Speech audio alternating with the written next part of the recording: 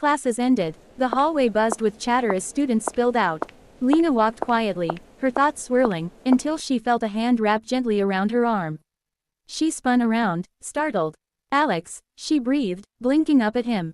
Good to see you in class today, she said with a warm good smile. to see you in class today. Still Yeah, thanks, trying to and catch congrats her on being breath. top scorer. Yeah, Thank you. Thanks, Once again Alex beaten by you. replied, and congratulated her on being the top scorer. Thank you, she said softly. Alex smirked. Once again, I got beaten by you. She laughed, eyes sparkling. So, where were you headed? He asked. I'm on my way to the head lecturer's office, she replied. I got picked for the school's annual celebration on Aria Island. I need to take the invitation card. Your presentation was Aria great. Island. Alex Thanks, your raised a questions brow. were really That's insightful. Great. I'm I looking was forward picked to too. working together. Lina tilted her head. I was invited Well, to the of island course party you were. too. It's You're the a school shame I owner's don't have a son. partner for the Alex night. chuckled. Oh, really? That might help, but it's not the major reason. She grinned. So, are you going? Why? He asked, teasing. Do you want me there? No, I mean, yes. Lina fumbled, her cheeks going red. I didn't mean it like that. He laughed, clearly amused. I'd love to go, but I haven't found a partner for the night. Shame, isn't it? Lina just nodded, words caught in her throat. Ask me, her heart screamed. Lina, he said gently, snapping her from her daze. Oh, sorry, I should get going, she mumbled, flustered. He smiled, turned, and walked away. Unbeknownst to Lina, a pair of sharp eyes had been watching her from across the hallway. Ivy stood at a distance, flanked by her ever-loyal friends, Jenny and Anna. They followed Ivy's every move.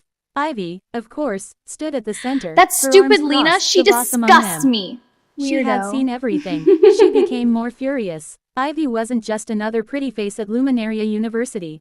She was the face, the queen bee, the untouchable, the daughter of a wealthy business mogul. The most popular student at Luminaria University, but Lina Alvarez was her rival. Lina walked down the hallway, eyes glued to the letter in her hands. Excitement shimmered in her gaze as she read every word, her heart dancing at the thought of being selected for the school's annual celebration on Aria Island. She barely noticed her surroundings, until someone stepped right in front of her.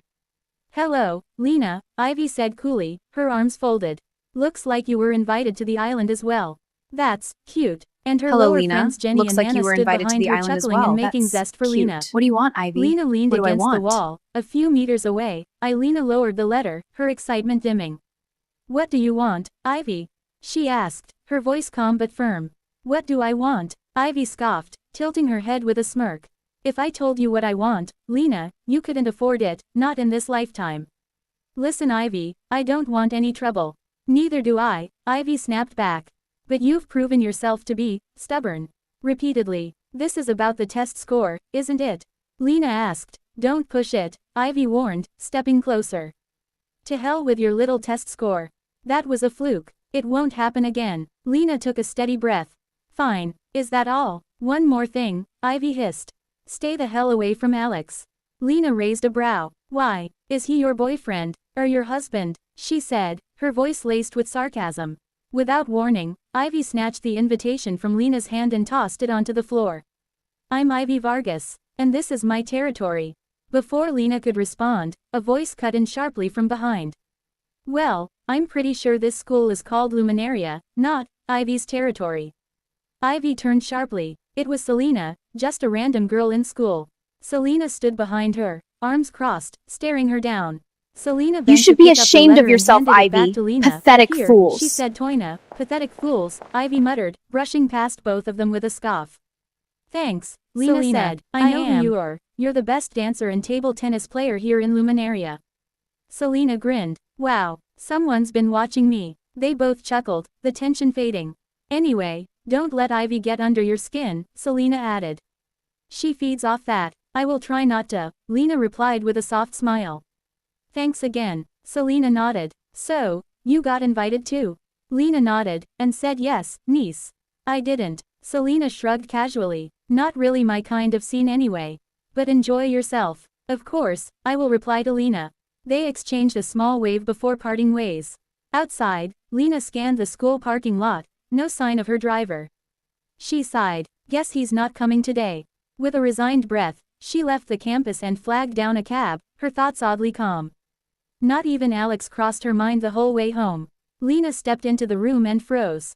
Her sister, Jessica, stood in front of the mirror, dressed in a curve-hugging red dress that shimmered under the bedroom lights, lips coated in a bold crimson, and her brown hair perfectly curled down her shoulders.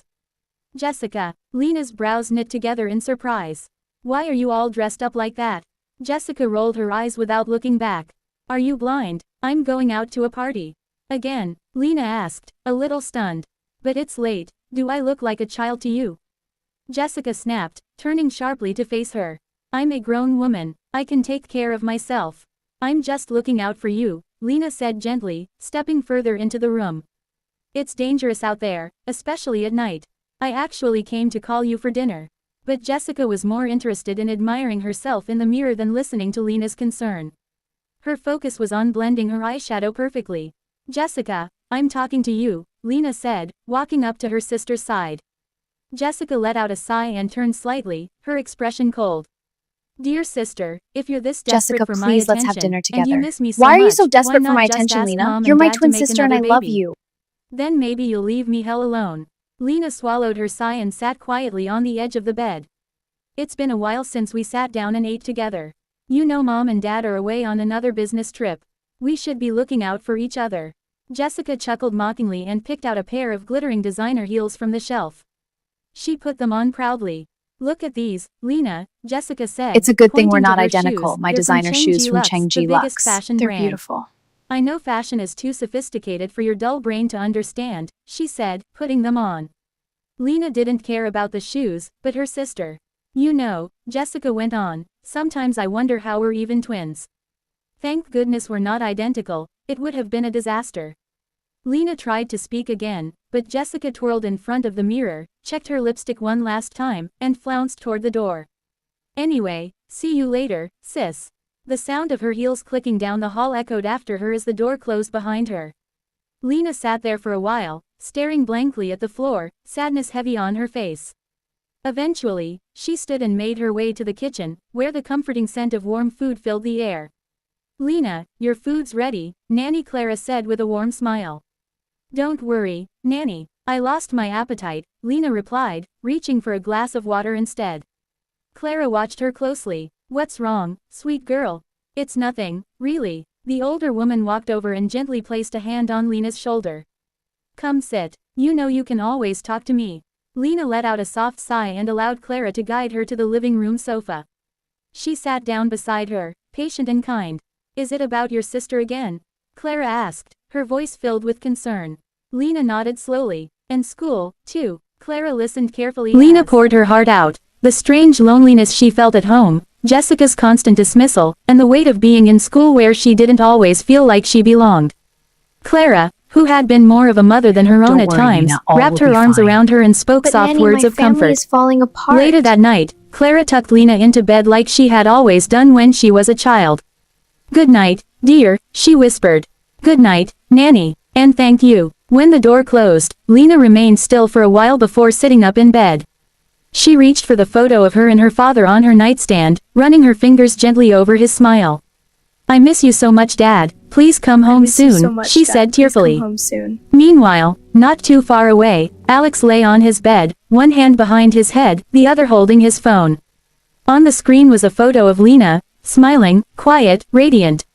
He stared at it for a long time, a small smile tugging at the corner of his lips. Why can't I get you out of my head, Lina? He murmured. I can't fall in love with you, he says. He knew he had a crush on her. Always trying to get her out of his mind, but his heart fails him each time. Just as classes wrapped up for the day, Lina's phone rang. She fished it out of her bag, puzzled by the unknown number glowing on the screen. Hesitantly, she answered. Hello. There was a short pause, then a voice she instantly recognized. Lina. Her heart skipped. Alex, she whispered, surprised and confused all at once. How did he get my number? She wondered. Meet me on the basketball court. Before she could ask anything, the line went dead. Lina sat frozen, in the classroom, her mind reeling with questions. Still, something about his tone compelled her to move. With quickened steps, she made her way to the court. The gymnasium was still and dim when she entered. It was quiet, no one was there. She stepped further in, her footsteps echoing faintly. Hello, is anyone here? Alex, can you hear me? She asked, hoping for an answer. Alex, can you hear me? Suddenly, a voice came from behind her, low and deliberate. "Nice dress." She spun around, startled. Alex was standing Your dress there, looks nice. dressed in a Thanks, black Dad hoodie got it and for me. jeans, his posture relaxed, but his eyes piercing. He looked impossibly calm. "Oh, thanks. My dad bought it for me," she said quickly, then instantly regretted blurting it out. Why did I just say that? Alex's lips curled slightly. He took a slow step toward her, standing just a breath away. "Lina," he said, in a low, soft voice, "I've seen the way you look at me. You feel something, even if you're trying to hide it. I've been watching you since the first day we met." Lina's mouth parted slightly, but no words came out. "There's no use pretending. Right here, right now, I know you feel it too. Whatever this is between us. I don't know what you're talking about, Alexander," Lina managed to stammer, finally breaking eye contact with him. Her cheeks burned, her thoughts scrambled. Deep down, she knew every word he said was true, but how could she admit it? Alex tilted his head, his voice softening. "Levin, your voice betrays you. Don't deny what you feel." He reached out and gently lifted her chin, guiding her gaze back to his. "I really do like you." Lina's breath caught. Her eyes widened. The world seemed to be still. Everything outside that moment vanished. She was too stunned to speak. "Lina, I have feelings for you," he continued, watching her carefully. "Would you be my partner? Not just for tomorrow night, but for as long as—" "Yes," Lina blurted, barely able to contain herself. Realizing how loudly she'd just responded, she cleared her throat and softened her voice. "I mean, yes, I would love to." Alex broke into the most radiant smile she'd ever seen on him, genuine and full of warmth. Then he reached into his pocket and pulled out a small velvet box. He flipped it open to reveal a delicate silver necklace with a tiny, sparkling gem. Lina gasped, her breath completely stolen. Was this really happening? Alex gently took her hand and slid the ring onto her finger. Her eyes welled with emotion. "It's beautiful," she whispered. "Just a little token," he replied, his voice deep and soft. A small gift for you. "See you on Friday night, partner." And with that, he turned and strode out of the courtroom, leaving her standing there, motionless and overwhelmed. Lina stood for a moment, staring at her hand, at the ring, at the door he had just been walking through. "This is a dream come true," she said to herself. She smiled at herself, her heart still racing, and finally she walked out, still unable to believe what had just happened. Still overwhelmed with joy, Lina walked down the street, going to catch a cab, like a bird set free. She kept glancing at the delicate silver necklace on her neck, her smile refusing to fade. It felt like the most beautiful day of her life. Then, a beautiful blonde girl walked up to her. "What a beautiful necklace you have on," she says. "Thanks," Lina said. "Just a little advice, young lady. Whatever feelings you have for that guy, kill it, because sooner or later you'll regret it. He doesn't love you. He'll break your heart into 100 pieces. You've been warned." With that, the blonde girl entered a car and zoomed off, leaving Lina confused and awestruck. But Lina waved it off. She didn't care about what the blonde girl had just said to her. Little did she know, it was only the beginning of a deadly game. After all, Friday was not just the much-anticipated Luminaria Island party, it was also her and Jessica's birthday, a double celebration. Bursting through the door of their home, she was ready to gush to her nanny, or maybe even share her excitement with Jessica. But she stopped dead in her tracks. Nanny Clara stood frozen, her face pale and streaked with tears. She could see the horror and fear in Jessica's fear. Nanny and Jessica looked broken. "Nanny? Jessica?" Lina called, walking closer, her heart beginning to pound again. but not from excitement this time. "What's going on?" she asked, her voice shaky. But no one answered. "Nanny, please, say something. Jessica?" Finally, Nanny Clara looked straight into Lina's eyes, her voice barely beyond a whisper. "It's your father. He had an accident. Your mother is with him at the hospital." The words didn't make sense at first. Lina stood frozen, blinking rapidly. Just hours ago, she'd been the happiest girl in the world, and now her world was falling apart. Without another word, the girls hurried into the car, their hearts heavy and minds spinning with fear. The drive felt like an eternity. Dad, please wake up. Come back to us. I need you, Dad. Shh, it's okay. Mom, I'm so That night, scared. the house was filled with silence and sorrow. Lina sat curled on her bed, her heart so heavy. Suddenly, the door flung open with a loud bang. Jessica stormed in, her face twisted with rage and tears. "This is all your fault, Lina," she yelled. Lina looked up, stunned. "What?" "If you hadn't begged Dad to come back for your stupid birthday, Lina. none of all this your would have fault. happened." I would Jessica never forgive shouted, if I lose her my voice dad. cracking. "Jessica, why would you say that?" Lina asked, already breaking again. "Oh, stop pretending," Jessica snapped.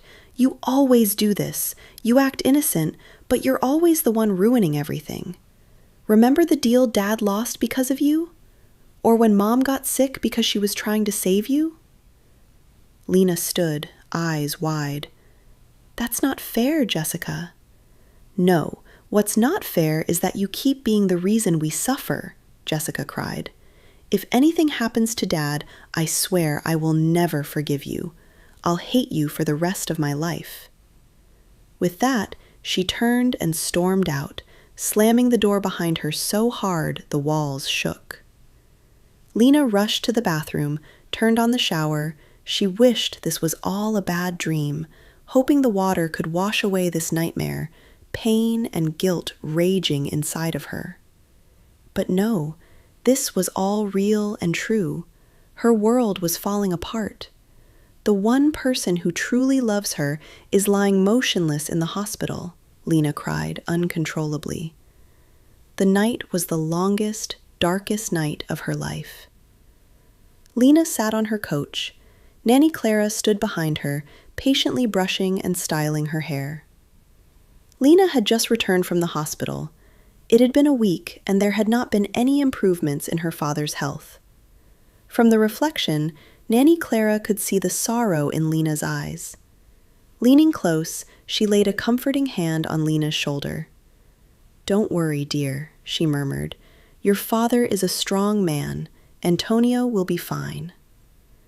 Lina turned in her seat and took Nanny's hands in hers, gratitude shining through her own tears. "Thank you, Nanny. I don't know what I would do without you. You've been like a second mother to me and Jessica ever since we were kids. Even with my mother's bad attitude towards you, you still love this family." Clara shook her head softly. "Your mother loves you both, Lina. Sometimes stress and disappointment cloud her words. You must not take them to heart." Lina smiled wanly and leaned in for a hug. "You always know how to make me feel safe." They broke apart when Clara held up Lina's party dress, a flowing sky blue gown with delicate lace at the shoulders. "Now, let's finish getting you ready for tonight's celebration." Lina hesitated. "I can't, Clara. I would feel so wrong, celebrating while Father lies in that hospital bed. I have no intentions of going to the event any longer." "Lina," Clara said gently but firmly, "you told me you were chosen to give a speech tonight. You would not want to disappoint them. Not only will students be there, but dignitaries from across the country. This is a one-time opportunity to honor your family." Lina looked down at the gown, and for a moment, still contemplating, I don't know." Just then, the bedroom door opened quietly behind them, and Lina's mother, Irene Alvarez, entered, her posture rigid, her expression stern. "Clara," she said, Leave us." Clara paused, giving Lina's one last reassuring look before turning to leave. Lina rose to face her mother, heart pounding. Irene crossed the room and stood before her daughter. Lina didn't like the look on her mother's face. It was cold and unnervingly calm. 100 thoughts raced through her mind as she braced herself. "Lina," Irene began, "you do love your father, don't you?" The question caught her completely off guard. "Yes, Mom, of course I do," she replied, frowning in confusion. "And you want him to get better?" Irene asked again.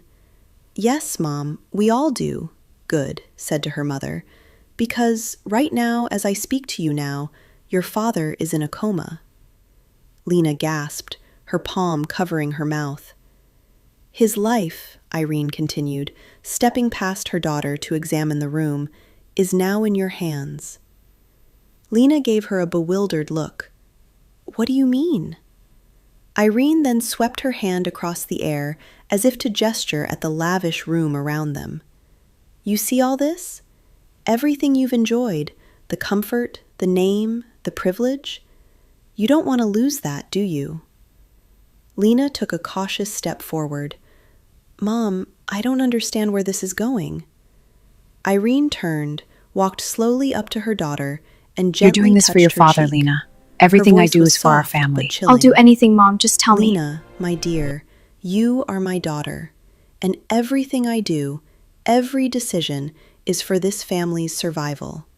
So, if you want your father to live, if you don't want to lose your home and family, you'll do as I say." Lina hesitated, her heart pounding. "Anything, Mom. I'll do anything." "I forbid you from leaving this house. Do not defy my orders, Lina." A satisfied smile spread across Irene's face. "Good. Then you'll marry into the Montenegro family." Lina reeled. "What?" she screamed. "Mom, what are you talking about? What Montenegro family? What are you even saying, Mon? I don't even know who they are."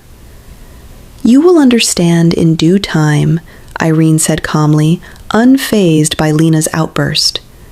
Lina pressed a hand on her forehead in disbelief. "Please tell me you're joking." "How does marrying someone I've never met, someone I don't know, save Dad's life, or this family?" "Enough questions, Lina. You will do as I say," her mother replied, her voice turning steely. "But understand this.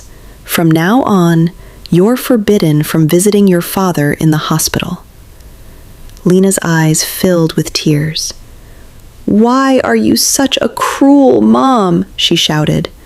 "Sometimes I wonder if you're even my real mother. You have no heart, no love."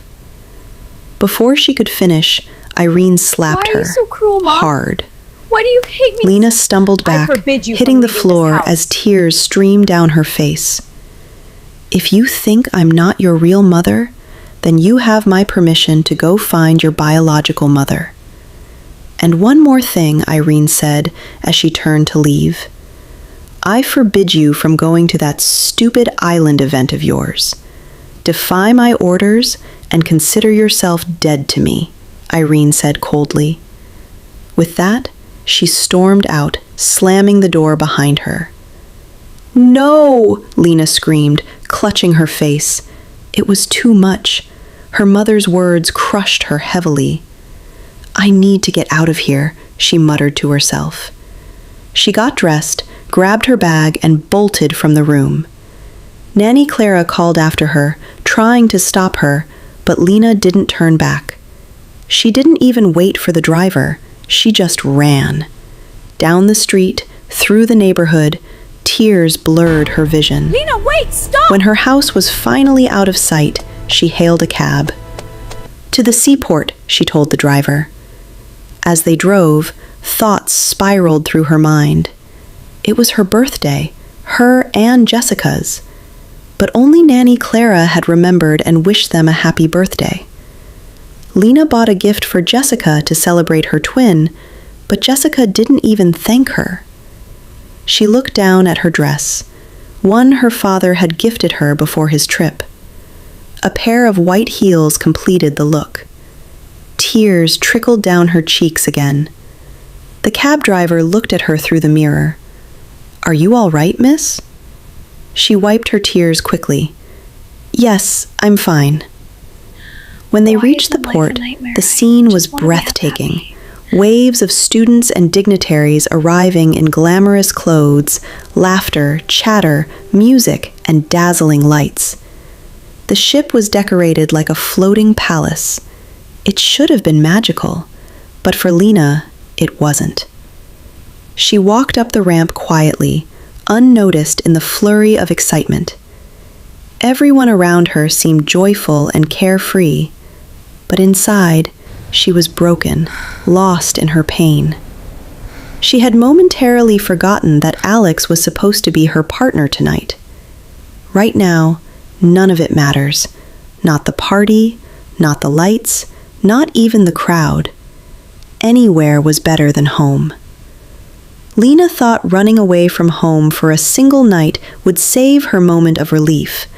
Little did she know, her misery is far from over.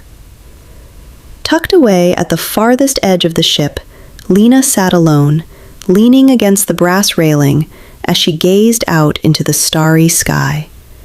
The sky stretched endlessly above her.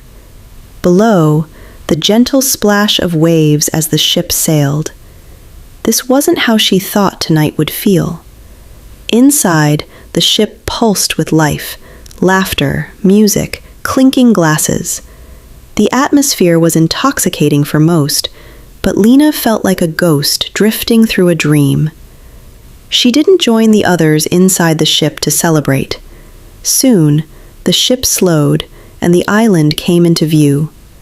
Lina's breath caught in her throat. It was like stepping into a fantasy. The island glowed under a canopy of fairy lights strung between tall palm trees. Torches flared on the white sand shores, and floral arches lined the walkways. Guests were already arriving in private boats and yachts. Laughter echoed from the docks as elegantly dressed students, staff, and dignitaries mingled.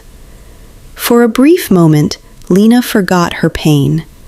Her lips parted slightly in awe as she watched it all unfold. Men in tuxedos, women in flowing gowns, music lilting from a live band on the shore. It was breathtaking. Then her phone buzzed sharply in her purse, breaking the spell. She got it out to see a text from Alex.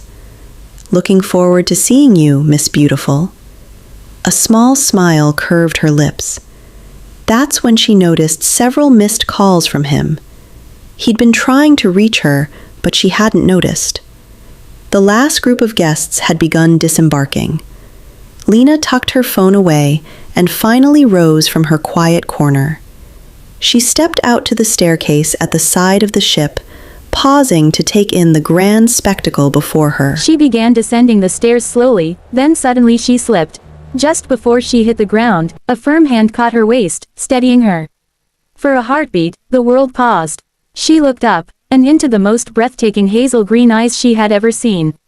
Deep as the ocean, she couldn't move. She was lost in his beauty, his presence towering yet protective. Stunned by the sheer closeness, then the moment broke. "Please welcome Miss Lina Alvarez for the welcoming speech," came a voice from the loudspeaker, echoing across the island. Startled, she pulled away from the strange handsome figure before her. He released her slowly, with a look that lingered a little too long. Before she could thank him, he turned and walked off, his tall frame melting into the crowd. She exhaled shakily, placing a hand on her chest to steady herself. Taking a breath, she descended the final step to the sand. Just as she approached the stage, Alex appeared at her side, dressed immaculately in a fitted black suit. He offered his hand like a gentleman. Cheers erupted as she took it, letting him guide her up the steps like a princess approaching her throne. Lina stepped up to the podium. She looked out at the sea of faces, expectant, curious, excited. "Good evening, everyone," she began. "It's an honor to welcome you all to this year's Luminaria Island celebration, a night of wonder, unity, and unforgettable memories. I know we all come from different paths, different homes, different dreams. But tonight, we stand together under one sky, sharing the same starlight. This island doesn't just hold beauty, it holds promise. For laughter, for love, for the future. Let us dance not just to music, but to the rhythm of hope. Let us speak not just to be heard, but to be understood.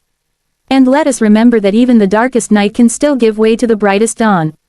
So to every student, Thank you all for every being here guest, tonight. every heart This here journey tonight, has been welcome. unforgettable. Here's And to thank many you for more being part of adventures. this magical evening. The crowd burst into applause. As she stepped down from the podium, Alex was there once again, waiting. His hand reached for hers like it belonged there. As she placed her fingers in his, he leaned in close and whispered into her ear. You look breathtaking. She looked up into his eyes and smiled at him. As Lina took her seat, her eyes landed on blonde girl Scarlett, from the school, is blonde she a girl who had celebrity? warned her about Alex, standing a few meters away as cameras flashed endlessly around her. Lina gasped, stunned. Who is she? She wondered. Is she some kind of celebrity? Lina, just give me a moment, I will be back soon, Alex said, leaving Lina alone. She glanced around, still in awe of the dazzling venue. When she turned, her eyes met him again, the mysterious guy in a red suit that had caught her earlier. He stood alone, just a few steps away, effortlessly striking. Lina watched him, unable to look away. She was mesmerized by his beauty, questioning how one man could look so angelic. How can one man look He this didn't seem handsome? real, he looked as though he had been carved by the gods themselves. Just like the ones she read about in fairy tales. Lina had no idea the man was Xavier Cheng Montenegro, son to the powerful Montenegro family and the world-renowned fashion empire, Cheng Lux. The same fashion brand where her twin sister, Jessica, works as a fashion journalist and a model, being a true fashionista that she is. Their eyes almost locked, but Lina quickly looked away to avoid eye contact. Then she spotted Ivy and Jenny whispering and smirking in her direction. What are you two up to? Lina thought, but brushed it off and moved on. She wasn't about to let them ruin her night. A waiter approached, offering her a glass of wine. Enjoy your night, ma'am, he said. Lina smiled, lifted the glass, and took a sip, barely. Stop, a voice boomed, but it was too late. The glass was snatched from her hand, and suddenly he was standing right in front. Xavier carried Lina's unconscious body through the stunned crowd, his expression dark and unreadable. Oh, Lina, the attention seeker, Whispers what have you spread done like to yourself? wildfire across the island. Someone had drugged her drink. But who? Across the glowing shoreline, Scarlett stood frozen, unease written all over her face. Lina had defied her mother to find peace, but instead, she had walked straight into something far Yes, I'm more Lina's dangerous. mother. What area I am? Come! Why did Xavier Open the step gates, in? get the car ready! Who wanted her out of the way? And what happens when Irene discovers her daughter was saved by the son of the Montenegro family, the very name she despises? The game has just begun and Lina has no idea she's already at the center of a war. If you think this night was shocking, you're not ready for what's coming next. Subscribe and follow to uncover the truth in the next episode of My Heart Choose Wrong.